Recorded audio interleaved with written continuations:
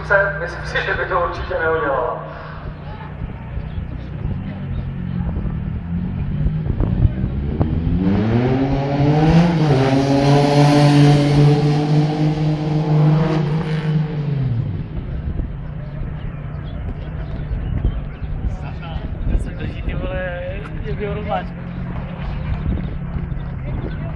Pepa Schiller!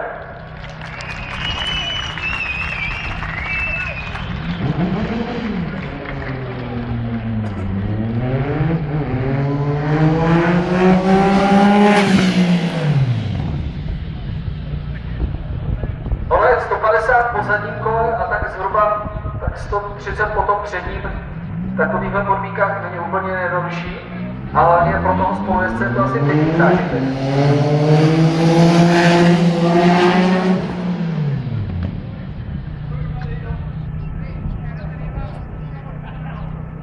Krása, děkujeme slečno! Gratulujeme podvaze!